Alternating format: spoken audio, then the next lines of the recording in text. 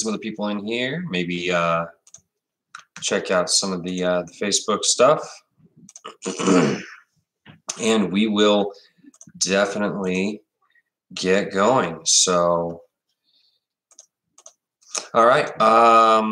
Well, as this is YouTube, we'll kind of get the video started now, and as people trickle in later, hopefully, hopefully people will enjoy the conversation. So, one of the things that, well, I guess I should probably do this video proper. So let's start it off right. Ladies and gentlemen, my name is Royce. I am your runner, and welcome to my first live stream on the couch. I wanted to do this because I feel this is a simpler method of basically getting it on the couch video recorded, because there's a lot of work that goes into recording it on the couch, and on top of a lot of work going into recording it on the couch, there's a lot of work that goes in editing and a lot of time it takes for my Wi-Fi to upload 30-minute long videos into the YouTube space cloud, whatever the hell YouTube is now. So we're going to give this a shot. While I was out playing Airsoft today, I actually had a great experience and a really awesome revelation, and something that I really wanted to bring up and talk about, as well as see what you guys are up to. But my big thing is I found out today something that I've been hoping to find for a while. A lot of the better players, especially larger people on YouTube, have definitely mentioned this in the past, is that if you find that one really good airsoft replica, that really good airsoft rifle that suits you, that fits you, just focus on that one. Don't be jumping from different replica to different replica, because it's really going to affect your play style. Now, today, my first game, I started off with one of my replicas I haven't used in quite a while, and I was really timid with it, especially having a med, not used to that. And I went back to a rifle that I was like, well, I don't have a minimum engagement distance with this one, so I'm going to use that. I ended up picking up my Scar L and running with that for the rest of the day. And one of the things that I noticed towards the later part of the day is, now that I'm really getting accustomed to the Scar, I think that it is absolutely showing that as I get more used to the rifle, my playing ability is actually progressing. For instance, all of my airsoft guns flat out can outperform me as a player. Like, my guns are just better than I am, so I have to catch up to them. But one of the things that I've noticed is, by getting used to just one replica, it's really pushing me and getting me better at playing. Because I'm getting to know what I'm using on the field. So instead of bouncing from, one replica to another replica to another replica, I'm going to stick with a primary replica, which is probably going to be my Scar L from now on, and obviously bring backups to the field. If the Scar ever goes down, I don't want my day to be ruined, so I'll probably have backups on the field, but I'm not going to be switching those just for the fun of it. And I want to know what you guys think about having just that one primary, that one gun that you use all the time, because you're trying to make yourself just really in tune with that certain replica.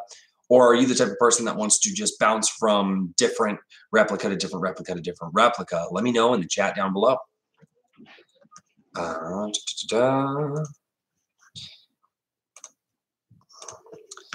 So let me see here. I'm wondering, Convoy Bebop, I know it would only take you a second to get over here. Do you want to come over and jump in on the live stream? Let me know if you want to do that. And you can get over here and we can BS like we normally do.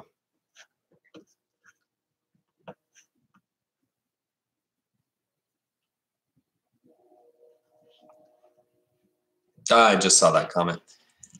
Convoy Bebop says, I shouldn't tell him how to airsoft. He will use anything and everything all the time just for the fun of it. So that is definitely one of the things. If you're good enough at what you do, you can switch from one thing to the other. And I'm finding out that I am not good enough at what I do.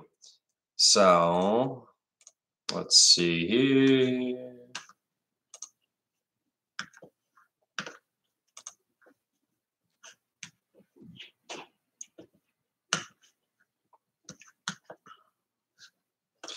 Now, I had a video that was downloading, trying to load to YouTube, and I realized it wouldn't actually load.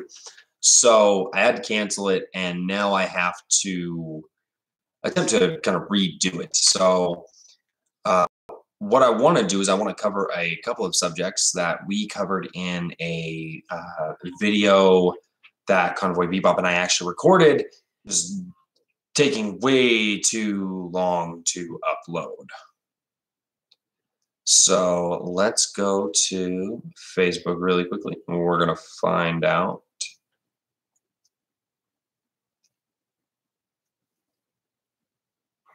what those questions were, because we had some really, really good ones.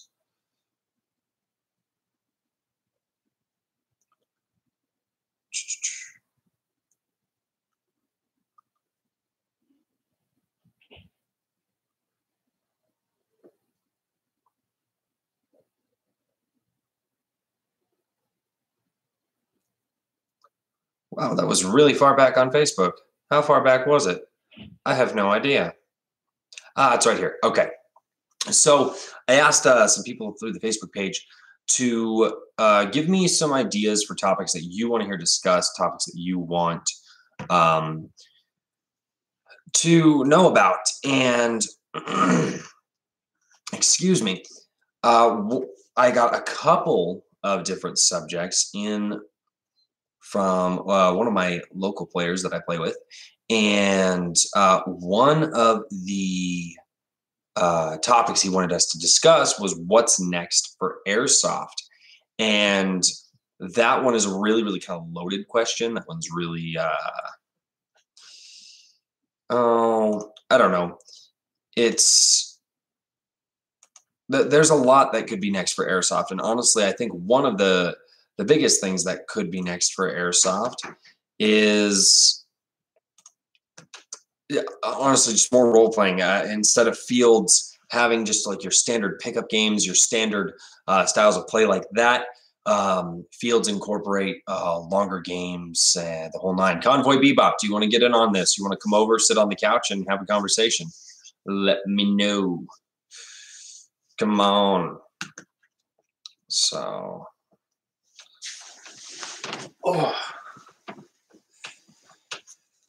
and Airsoft has definitely advanced over the last few years, and part of it advancing and part of it growing is definitely trying to find new and innovative ways to make Airsoft just more enjoyable to the player base and to the community overall. And I definitely think technology with Airsoft guns it's maybe not reached its peak, but it's kind of becoming very monotonous. If we're going to 2 to 3 hour long games that they can incorporate every single week to their play or to their open play weekends. And I think that what that would do is it would really, really take Airsoft from just your standard kind of weekend play to more of a role-playing style. Big Bale just took a shit. I don't know how it works. Do you need to do anything? No, your daughter took a shit on the toilet here. Do you have to not flush it, or what the hell happens now? No, you just, yeah. Okay, I don't know. Fucking call that. No, I was confused. Yeah. All right, and Convoy Bebop is here. We're gonna try to talk into the microphone and make it work. Nobody else is. What's it too? No. I know people don't. People don't love the live stream. They want to be able to watch YouTube at their leisure. Oops, sorry. Clicked the button. Stop clicking buttons. Listen. Well, there's someone else in there that wasn't me, because I'm not on YouTube no more. Yeah, I saw that. So who else? It doesn't show you. Yeah, well, you tell us. Who's in the comment section down below? Can you hear me? Can you hear Convoy Bebop? If not, I'll yell. Yeah. So that huge long video that we recorded last night when we were half lit wasn't going to load. Really? Yeah, it was. Well, it was going to load, but it wasn't going to load before I had to go to work tomorrow and take my computer with me. Gotcha. So I had to cancel it, and I figured a live stream would be something that would be very interesting. Yeah. Or at least a better way to record it and get it out there and get our opinions out there. So I'm trying to see it. what'd you do? No, I'm trying to see if it says if people are watching. I don't know if people are watching. I know. Well, it hasn't gone up to 2 yet. Yeah, so. Oh, well. No worries. At least we don't have to edit this one. Now we're just tired instead of drunk. Yeah, so it's going to be fun. Oh, you're... What? Where'd you get the webcam? We've had it. Oh, I didn't... I know. Huh? I didn't know. I'm looking at the... I forgot you said your computer webcam don't work. Yeah, the computer webcam went out for some reason. I'm not quite sure why. Probably when it fell. Yeah, the multiple times that it fell. Oh, hey. Hey, Brian. Oh, Brian's here. Yay. Hey, Brian, what's going on, buddy? Can you hear both of us okay? Yeah, let us know. The pop filter is moving like sorry, I don't. You're mouth fucking that microphone. Sorry. Well, because a lot of times it's bad. This stream is never rated TVMA. Right. All because of me. So I have yeah, instead of us sitting here babbling on Brian, if you can hear both of us well, do you have any questions that you'd like to ask just on our opinions, or do you have a topic that you'd want to hear discussed? So. The part where you're like, you should just stick to one gun. I'm like, don't tell me how to live my life. I know, I saw that. Well, I'm not. No, so, and it wasn't so much should you stick to one gun. It's that I really found the benefits of like finding like that one gun that I'm just like really in tune with. Here, yes, like me and my RPK. Yeah, and which is going to be done shortly, I promise. Yeah. Here, well, listen, I just have to find my grip line again for the third time. I know. Bill does things. I frantically clean my house like a crack addict. Clean your house like a crack addict. It's because he does crack. That's why. So, yeah. Any questions out there for us, or we can just kind of cover some of the topics. If you guys don't have questions, which Brian is watching. Thank you, Brian. If you don't have any topics for us that you'd like to hear us talk about, we'll just kind of cover some of the ones. Wait, how many guns you guys got, and what's your favorite loadout? Okay, how many guns? 4 apiece, not including pistols. Yeah, not including pistols. We literally had this conversation like 3 days ago. Yeah, actually we did. Because we were gonna like, hey, let's sit down and we were gonna do a video. Bill, you're kind of off screen, so still, yeah, that's because you scoot over. I did scoot over. Nah, you didn't do it well enough. So so I have a UMP 45.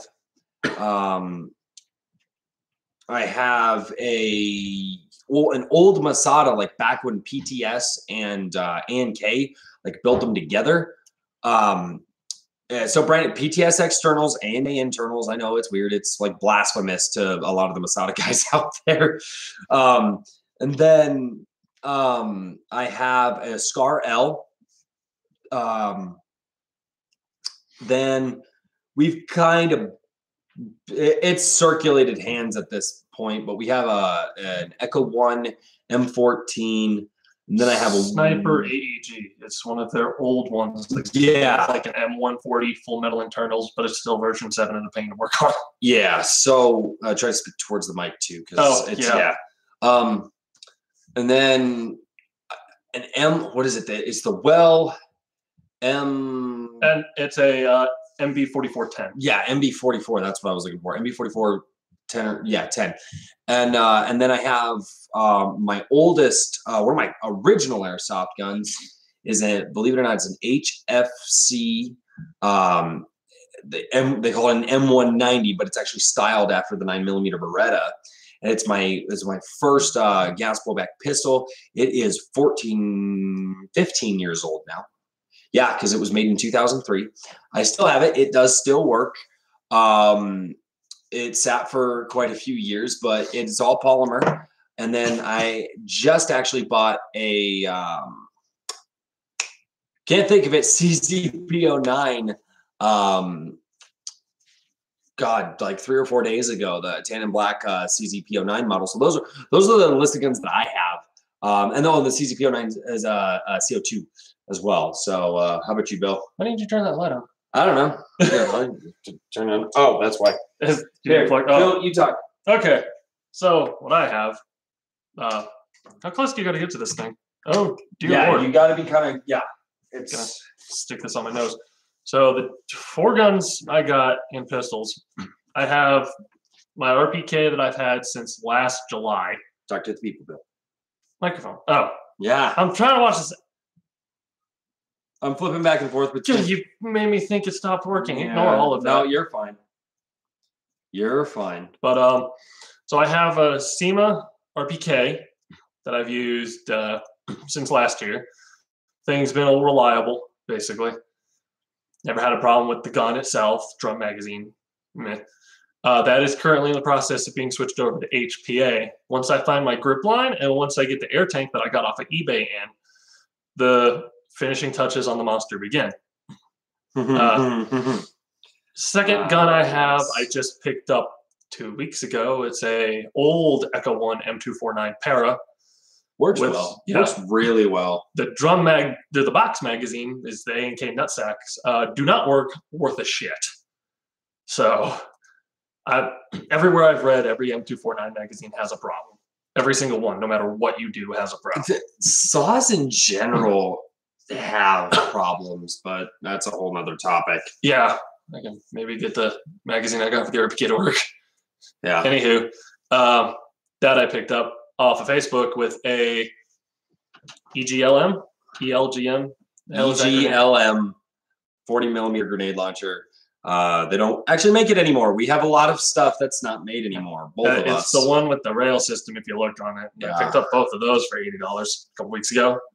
I have a Crytek Chris Vector, the first gen ones that I got in an EVIC Facebook giveaway on Black Friday. EVIC giveaways do work. I have won twice. I won a pair of gloves and I won a gun bag and some other swag stuff that they sent me. And then he won a freaking Vector. So yeah, $450 gun that I joked about buying but never would. And then the ASG AW308. It's a weird sniper. Another bastard sniper.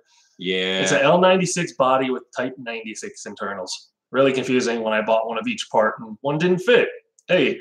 And then to pistols, I have a Armor Works High Kappa. I forget what they're called. 2011, 2001. No, it's 2000. No, it's the 2011 because it's the 1911, but it's updated in the 2000s, so they call it 2011. Here's the thing: they have 2 different high kappas on there. One's an HX 2001, one's an HX 2000 something else. AW model numbers. It's the silver, red, and gold one. And I have a Elite Force Hater that he got me for Christmas, which still works. It used to leak up until today. I swear probably just because it was warm and that the seal of the CO2. But it works. It doesn't shoot very far, but it'll shoot to my MED with the LMG, which is what it's for. And I run pretty much LMGs all the time. Yeah. If that A&K box mag would have worked better, that gun would have been so much better. Yeah. But the gun itself is fine, just like with the RPK. The gun itself is fine, and then the drum mag just started stripping gears out of nowhere. So, what's your favorite loadout? So are you saying are you saying like what would be like art? Because I don't think I only have like my loadout now, and it's technically my first airsoft loadout because airsoft wasn't the way that it is now. So I mean, I have my loadout and I really like it. I try to do like a multicam shirt and pants with like woodland everything else. I thought it looked cool, and then I realized it confused a lot of people on the field, and that made me like it more. Because it does. Because people are like, no, he's green. And the field marshals are all like, no, he is tan because he's multicam shirt and pants. So, and then, but I would have to say my favorite loadout is probably a loadout that I haven't built yet. And it's going to be like my all black loadout. It's going to be based off of like a dystopian future type kind of look, fantasy loadout type thing. That would probably be my favorite loadout. Or if I could ever find it, a fighter pilot loadout. I've never seen anybody dressed up as like a fighter pilot out on the airsoft field, and I would like to do that. So no, I don't own those loadouts. I plan to, but yeah, I would say that those are like my favorite. Black attracts the sun. Yes, it does. And that's why it would primarily be a winter loadout. So for me, the only loadouts I got are I have a total complete Desert Digital and then ATAX AU. Oh yeah, I totally forgot you had the Desert Digital. Yeah, I don't wear it much because it's a long sleeve shirt, and with how hot it was today, fuck all that shit. Dude, it was hot. It was really hot out. So my dream loadout, I'm still working on post-apocalyptic Mad Max, because I love the Mad Max movies when they came out, and cars are my thing. We got another people. Hi to the next people. Say hello to us in the chat. We're actually having discussions with everybody. Yeah. So Brian Pooley is down there. Convoy Bebop was in there a little bit ago. Oh, hey, my God. What's going on? It's Old Fart Airsoft. Yeah. Hey, do me a favor, Old Fart, if you wouldn't mind, and if you could give this a share for us. Yeah, because we want to get some more people in here and have some more lively conversation. We're actually just wrapping up answering Brian's question. Especially since you have more followers than both of us together. I got him beat on YouTube. I'm being cheeky. Hey, thanks, man. Thanks. And ask us freaking questions. But whatever you guys want to know. Just I wanted to do this because I think this is a really good way to get to know the community. And and I think this is a really good way to get to know the community, and just a great way to have conversation, like more than just like once a week or through Facebook. Yeah, but Mad Max loadout. Sorry. Yeah, I have some of the stuff to do it. Like it's going to be like old weathered motorcycle gear and helmet and stuff, but it's a matter of getting around to it and finding something that'll fit that doesn't cost $300. Because if you ever look up the price of motorcycle armor, it's meant to save your life. So sort of, it's well, you could buy the cheap knockoffs. I did, and it doesn't fit worth the garbage. Oh, remember, I have that one. I remember that. Yeah, it doesn't fit worth the crap and doesn't breathe, even though it's mesh. Because that makes sense, don't it? How did that not breathe, dude? It was like fishnet mesh. I know. I wore it once and was drenched. My shirt was 2 shades darker. What's the first gun upgrade you would recommend to newer players? Skills. Skill. Yeah, get good at airsoft. I would. Okay, so 100% honest, I probably wouldn't recommend a gun upgrade to a new player. I would want that player to get on the field, get more acquainted with how airsoft plays. But I would say the first upgrade to do to any gun are one of two, dealer's choice. Obviously, everybody says bucking and hop-up nub. Everybody says that. It's cheap, it's easy. It doesn't like void any warranties as far as I know. I think that's like the one upgrade that most companies just accept that you're going to do. So I would definitely say bucking and hop-up nub. My other one would be, and this is just something that I found out through my own like experimentation, but high torque motors. A high torque motor is a really good way to increase your trigger response and to get faster cycling through your gun and things like that. Obviously, you're going to have more wear and tear on your gears and stuff like that, so you don't want to go like crazy nuts, but a higher torque motor or hop nub and bucking. Bill, how about you? What would you recommend as a first upgrade? So here's the thing. Zeb, I know you've seen it. The RPK was completely untouched, and that thing wrecked. So like he said, you need to get used to your gun before you go in and mess it up. But first upgrades, honestly, I would suggest upgrades.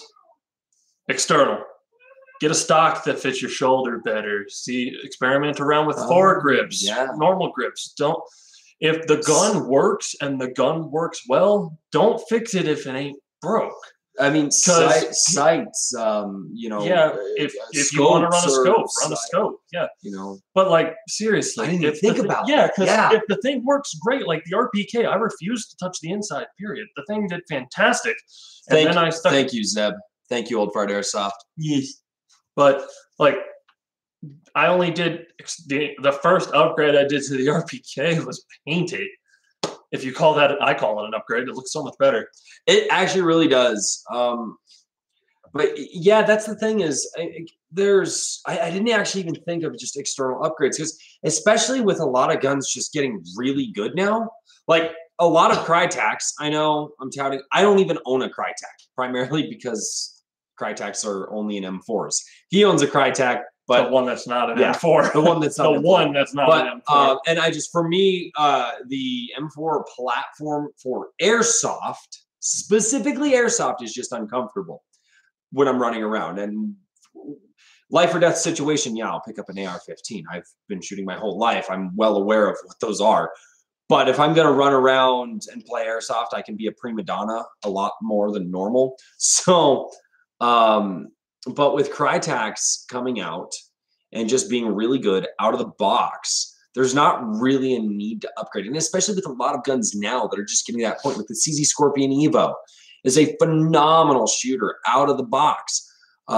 So just with technology advancing more and more and more and more, and I think what it was a G&G is doing the new, was like the combat machines, they're doing the new MOSFETs and stuff in. Yes. Yeah. I think G&G was making. Was it G&G? Anyway, so. But there's a lot of companies out there that are just coming up with like budget line guns that are just really good out of the box. So, I mean, up until you know how your gun functions, don't really upgrade it. Kind of leave it stock. Get to feel the gun and then do it over time. Upgrade it over time. Don't do like what we do and buy a gun and go poof, and parts are exploding everywhere and springs are flying everywhere. And you can't because I keep buying stuff that needs work. Yeah, both of us do. So actually, that is one thing I would say. The first upgrade I would recommend to any a new Airsoft player is a new Airsoft gun. Yes. Something that you can return if it doesn't work, because buying used is not for a new player at all. And then like he was saying about not messing with guns if they work well. Hey, we have another people. I put hello, third people. Sorry, we're being a little weird right now, but so everybody knows we're answering questions. We're having a discussion with the Airsoft community, just trying to see what's going on. Oh, the people left. Never mind. I scared them. Probably. But like the Vector, speaking of Crytac, thing has shot 1 joule on the dot every day since I got it going. Yeah. As like an SMG. Today it shot 1.001 joule. I put an external rail on it because I'm a big person with a long arm span and didn't want to be huddled up close. That's all I've done to it. Yeah.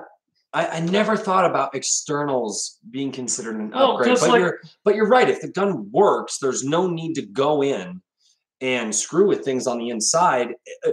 So an upgrade could absolutely be making the external parts of the body just fit your playstyle like more. That grip you have on the front of your Masada that made it so much easier. Yeah, I like it. It's easier to just balance. It's easier to, especially when I can get it at that 45-degree angle. I like that a lot.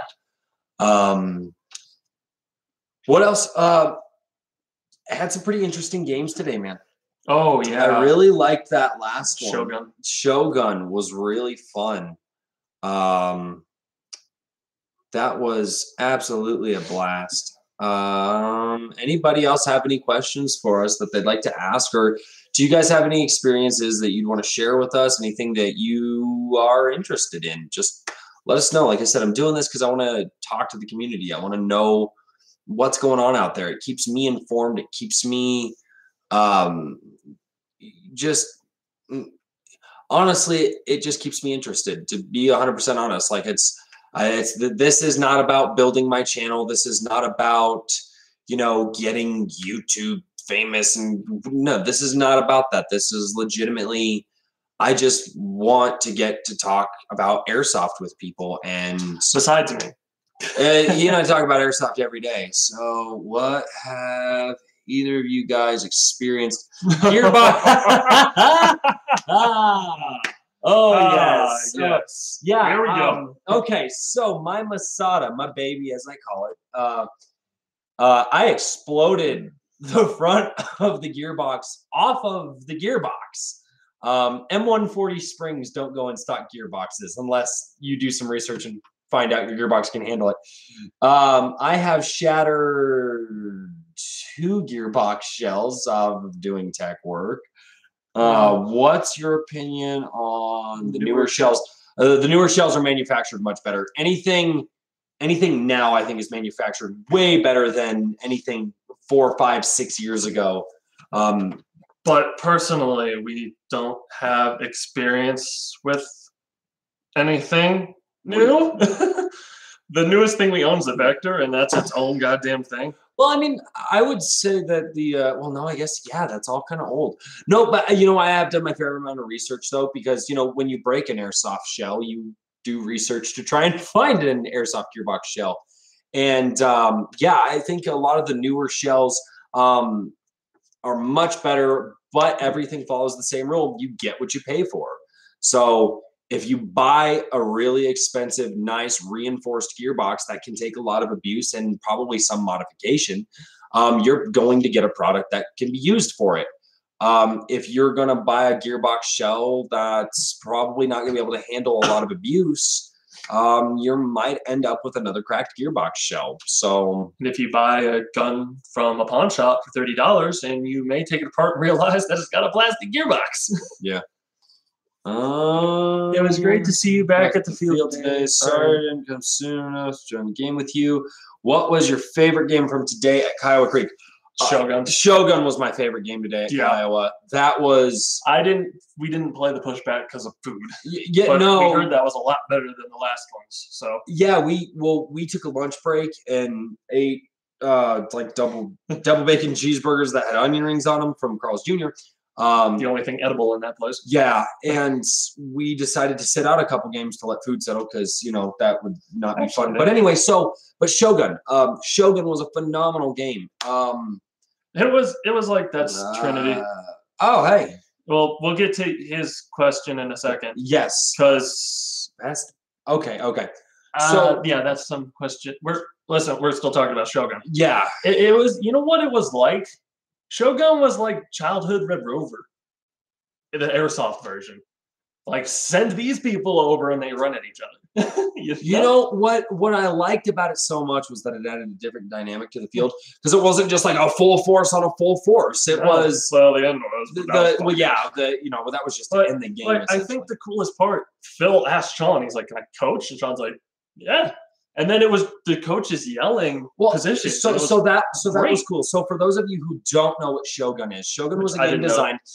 There are 2 teams that go against each other. And keep up on the questions. There are 2 teams that go against each other. Each team has a commander. Okay. Now the field marshal or field ref, whatever you guys call them, the field marshal will stand in the center of the field and keep it kind of a limited small playing area.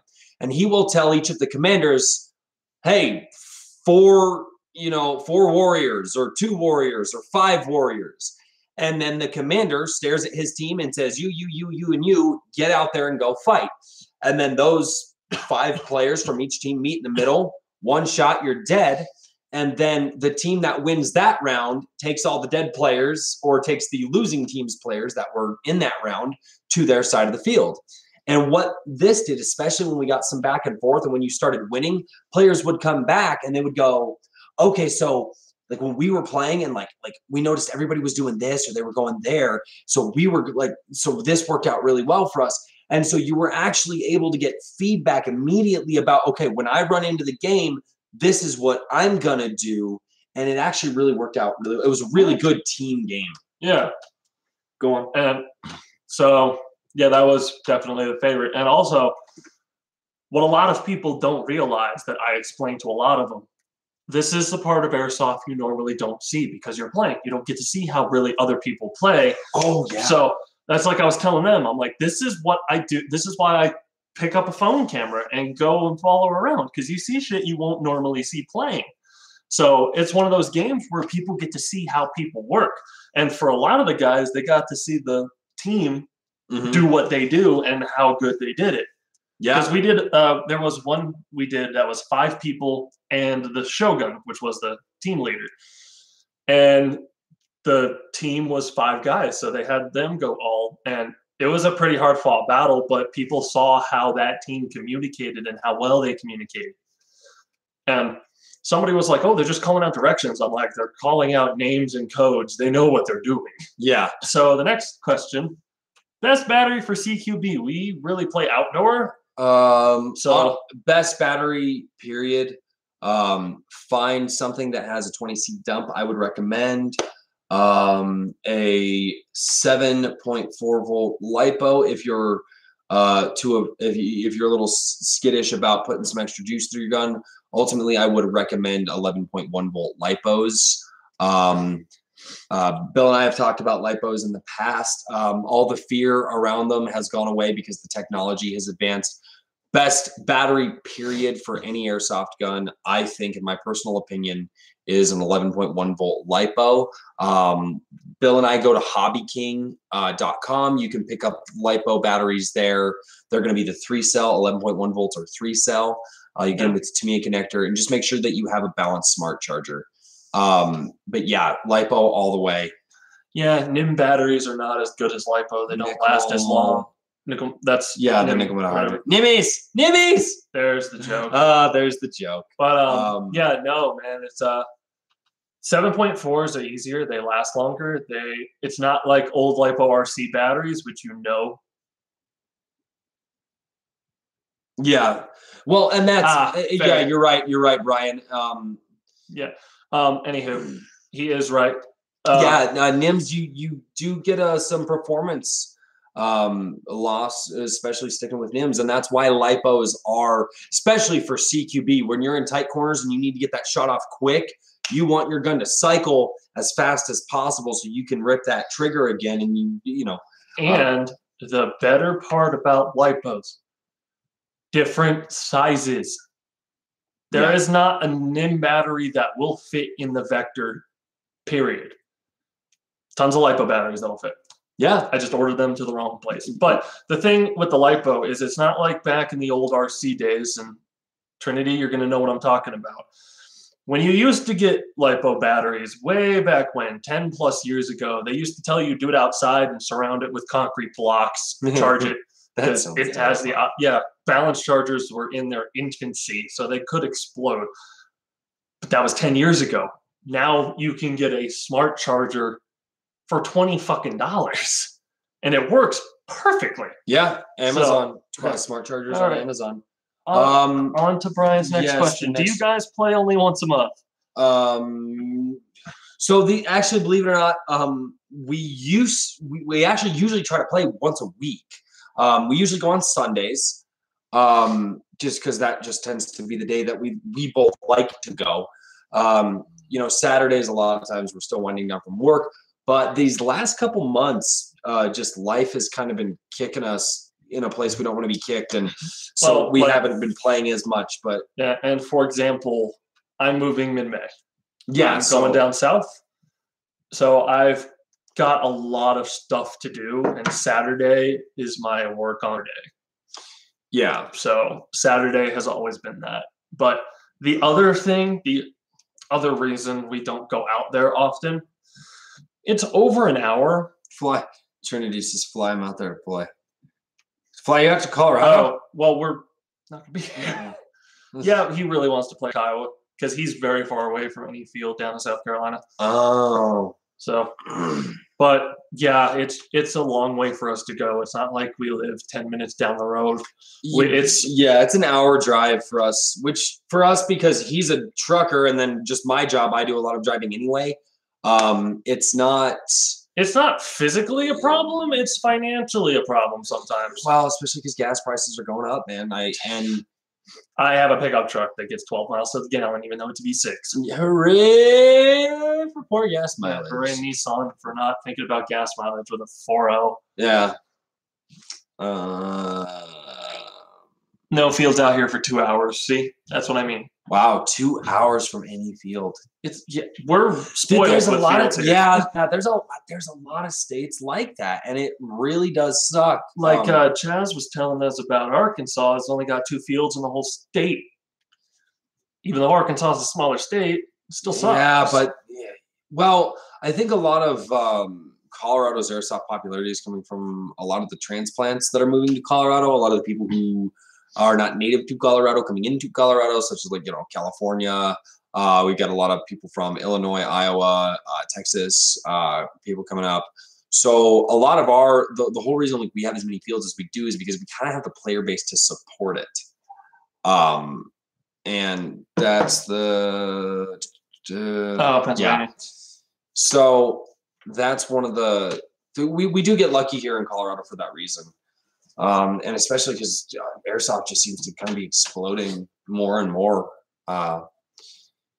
So that's, I mean, thanks for coming over and doing this, dude. Yeah. I mean, do you guys have any final questions for us that you want to have answered real quick before we get off? I just wanted to do this live stream to really see if you guys got anything going on. And to see what you guys, to see if this is, you like this format. Let me know. Do you like this format? Comment after the video's up. Are there any airsoft guns that you regret buying? Yeah. Even though it saved your ass, that piece of crap ACR I bought, I traded my UAR for it, which was, I regret buying that UAR too, because it's not that great. Unless you're Sean and make it a DMR. But I traded it for a crap ass ACR. Yeah. And it didn't shoot worth a crap. I put an 11-1 in it because it's the only battery I had. Got about 12 shots off of it, and the wiring completely burnt itself. Almost caught on fire. But it was great. It was because he was talking about when he blew out his gearbox, he now has my ACR gearbox because it's the same. That actually saved my ass. Yeah. All right. Next question. What made you guys want to do YouTube? Everybody does YouTube. Might as well. I'm the reason, or he's the reason I want to do it. That's legitimately it. It's like, oh, hey, I like airsoft, and all these other guys like airsoft, and they do YouTube. Why don't I do YouTube too? But that's for me. There's an added problem with that Royce does not experience. Where my brain works differently than a lot of people. Yeah, I was starting to feel this subconscious pressure, even if I just told myself I'm doing it for fun. For some reason, I would always think, this content is shit. This game is shit. Nobody's going to watch this. And it put a toll. And one day, I'm just like, I'm not fucking recording today. I brought all three of my cameras, and they sat in my truck. And I had fun again. I wasn't thinking about what people were watching. I wasn't worrying about, can this camera see? I just played, and I had fun. And that's between that and some other things that were going on mentally, emotionally, and stuff in my life, that's when I decided to switch over to do more video games and stuff. And that's been a blast, even with all the hangovers. Yeah. Thank you guys for letting us know how this is. I think this is a better format than the weekly on the couch, just recording it. This is a lot easier. That's because you don't have to do anything. That's the only reason you're saying that. Dude, but the upload time, dude, that was gonna be like a 30-hour upload, literally 30 hours. I'm aware. So, Drunk Forza. Yeah, that's. I actually enjoy the rolls and tips on the shows you guys. Thank you so much. We're still getting back into airsoft. We were in a long time ago, so we're still learning as much as we can. Yeah, we had like a decade hiatus. Yeah, and we were out for like 10 years. So the fact that we're able to provide information that you guys like and information that you enjoy is what's interesting. It's like, nice to know. It's really everything we talk about, we learned ourselves. Yeah, which anybody can do, but a lot of people with Facebook and stuff find like a big airsoft Facebook group. You're going to get a lot of garbage comments, but ask a question and you do get a decent amount of good ones. But yeah. What airsoft fields have you played at Kyle FF Airheads? I have played at all three of those. I also played at Badlands of BFE when it was open. I actually helped to kind of build that field. I ran its social media for a while.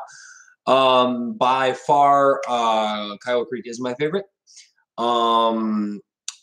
I had a bad experience at FAF, not because of the field, because he didn't put his gun back together. His gun didn't shoot, so he was having a really not so good day. Together, there was just no barrel clamp. That's what I'm saying. You didn't put it back together right. You just said I didn't put it back together. I said right. Anyway, whatever. We'll see it on the video later. You can prove me right or wrong later. So, and then I went out, and so he's out in the parking lot trying to get in the staging area trying to get his gun working angrily. And I hyperextended the hell out of my knee. It was probably one of the worst leg pains I've ever had. So I just kind of had a bad experience at FAF, and their field layout was different. I definitely like Iowa Creek the best. It's the only field that I'm going to go to. I don't really feel a need to go anywhere else. I also have it hurt like hell, dude. Oh yeah. And actually I couldn't walk for almost like 3 days. I still have to go to work. And then the next time we went out to FAF, I was fine. This fucker was dying of flu. Yeah. So we went the next week. My knee still hurts. And I'm like, I feel a little off this morning. That's fine. I want to go play Airsoft. And this was before Kiowa was open. And exactly. I hit that knee, downhill. It was so bad. Well, my knee was on fire because my fever started to kick in. And I didn't realize I was going to have a fever.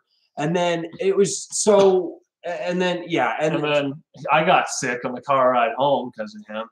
Yeah. But the other things, I don't like FAF's layout. And from what I'm understanding now, the city came down on them and they don't have any buildings anymore. Just hay bales, and that stinks. I have no experience at Airheads, nor do I want to. I have experience at Airheads, and I'm not going to say anything bad. I'm not going to visit their field again. I'm not a fan of their field.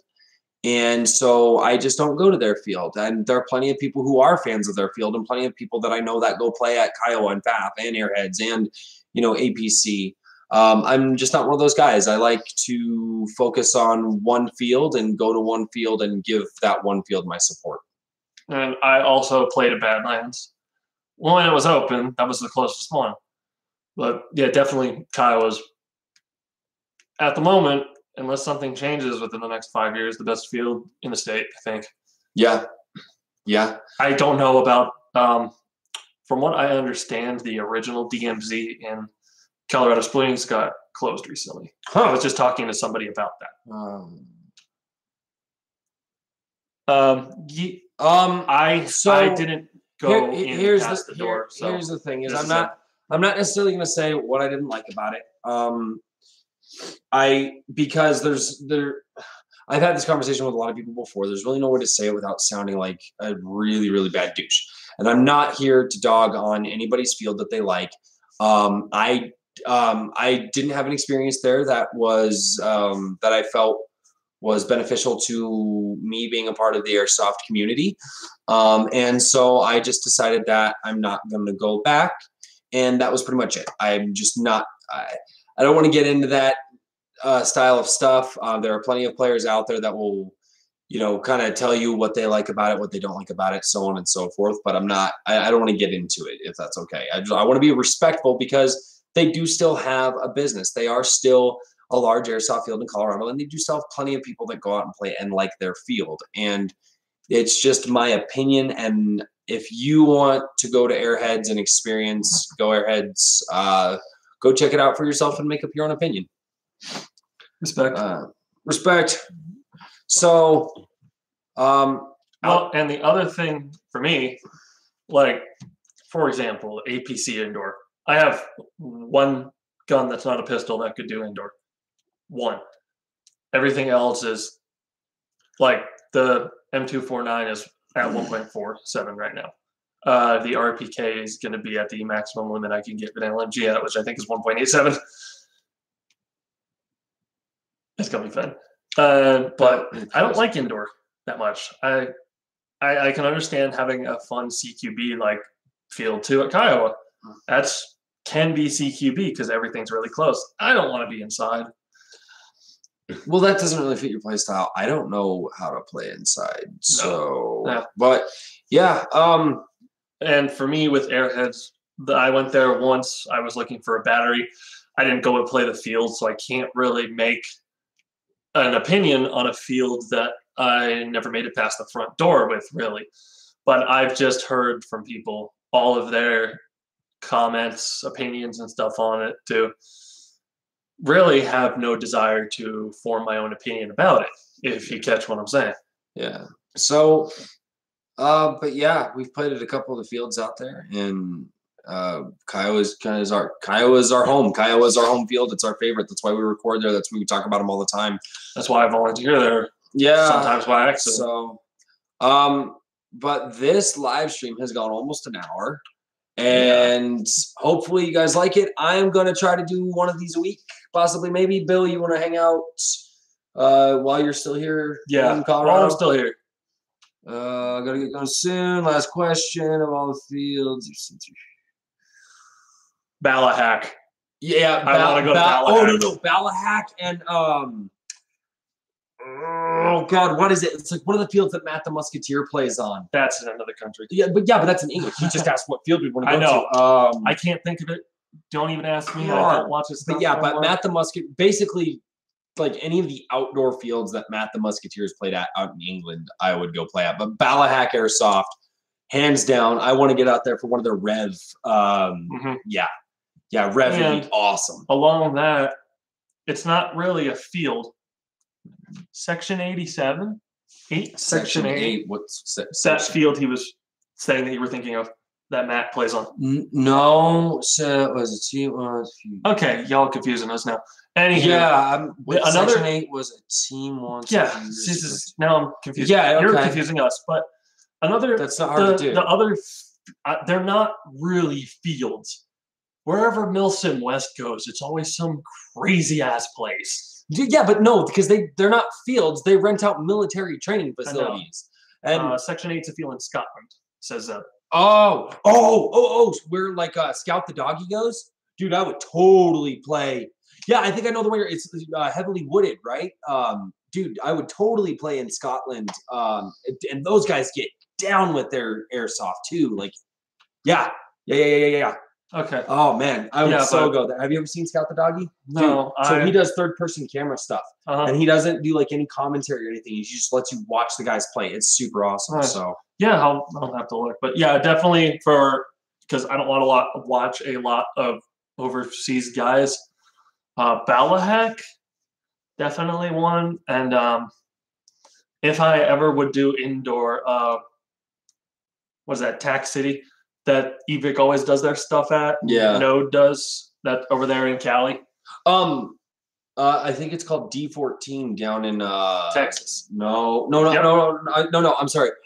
What is it? It's wherever Random Wolfpack Milsim plays. Oh, down in Southwest Florida. Down in Southwest Florida. I would like to go there. Yeah. Indoor can be fun. I have never played indoor. Yeah, I've never played it. D14 is the one in San Antonio. Yeah, D14 plays that one. Yeah. Okay. Cool. Well, thank you guys for joining us. Yeah, we're gonna call it. Thank you guys for joining us. I really hope this is something you guys want to do. Is just jump in every week, have a conversation with me, ask questions. I can get to know you guys better. You guys can get to know me better, and I know Royce doesn't like doing it, but we could do this over Skype when both of us move. But he hates that sort of thing. No, you said you didn't like it. I don't, but as long as we set it up right and did it right. You just can't have crap ass audio. I'll wear my freaking Bluetooth headsets if I have to. There you go. All right. Yeah, guys, have a good